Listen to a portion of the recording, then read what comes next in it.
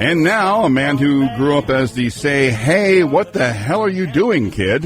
Soren Petro. I heard clips of Sean Tarwater yesterday as he made the final statement before the vote in front of the Kansas House, which passed the Star Bonds through the House onto the Senate. It was passed there in overwhelming support by both houses, and now the governor said that she would either sign it, and now there is funding in place to build stadiums for Kansas, for the Kansas City Chiefs. Interesting times, to say the least. So we'll talk about it with the passing of the bill. We'll talk to Sean Tarwater, reading some of the stuff that's out there.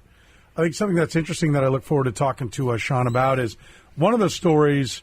You know, I forget what it's called. It had the same acronym for something we talk about. What is it when the MLBPA and the MLB have a collective bargain? CBA. Which was a community benefits agreement. Yeah, not a collective bargaining agreement. That's what it was. That's what I couldn't remember. It was like CBA. Community benefits agreement. That's one of the things that's interesting here is the Star Bonds don't require a vote. No.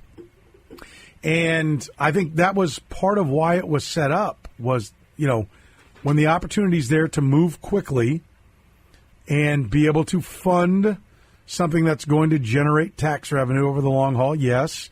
The idea is that initially a large chunk of the tax revenue will be used to pay off the construction. But the design of it was to be a fast, efficient way to fund business development.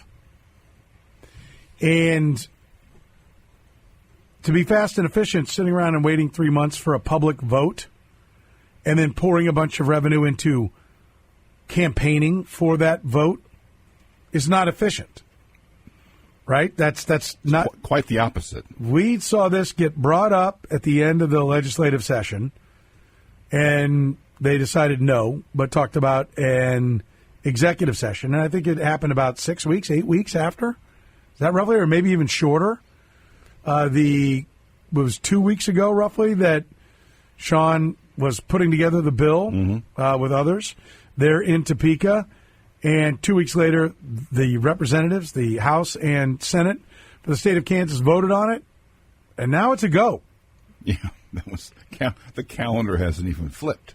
I mean, this has happened. When was the vote for Jackson County?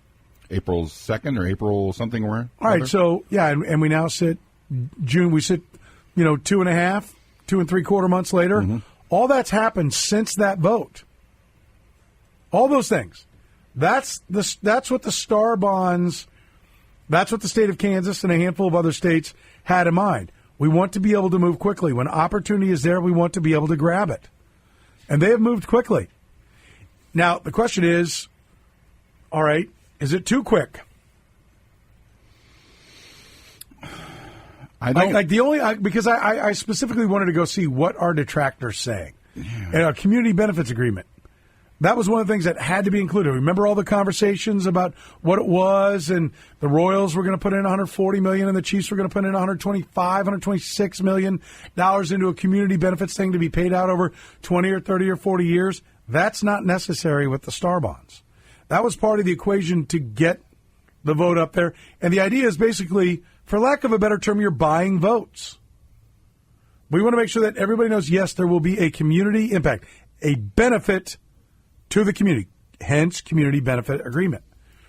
I saw that. What could go wrong?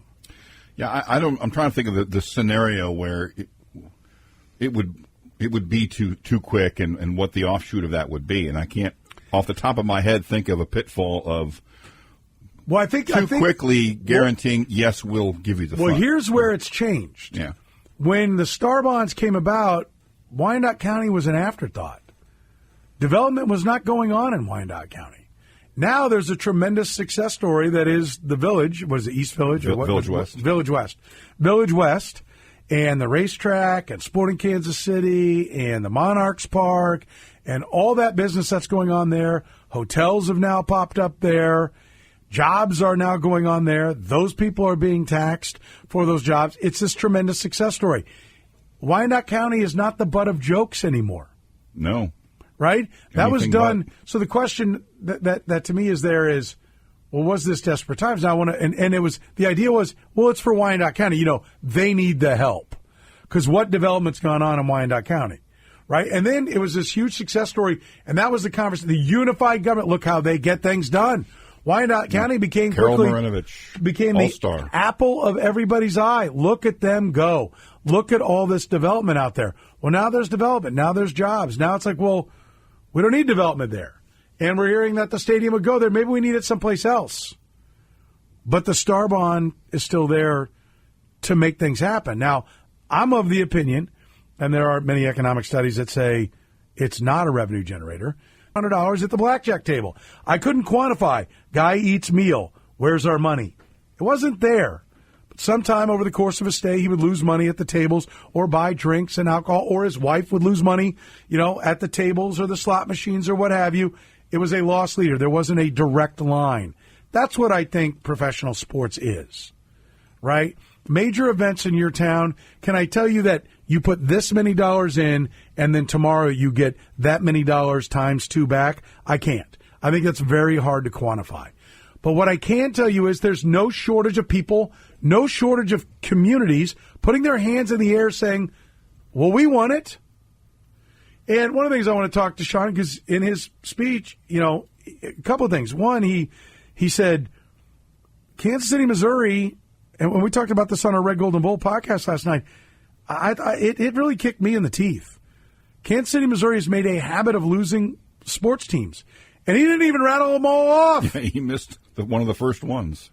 And all up. Meanwhile, the Royals are looking for another arm in the bullpen. What could they be looking for? I'll name a couple of guys. Royals bullpen. Carlos Hernandez is the only one that can throw upper 90s, get it to 100, get it to 101. But every time he goes out there, the ball gets hurt to the warning track, or the ball gets hit for a double, or hits it for base hit. He can't get it past. Now maybe Michael Kopech is the same thing, who has an ERA around 4.75 and has a career ERA of 4.37.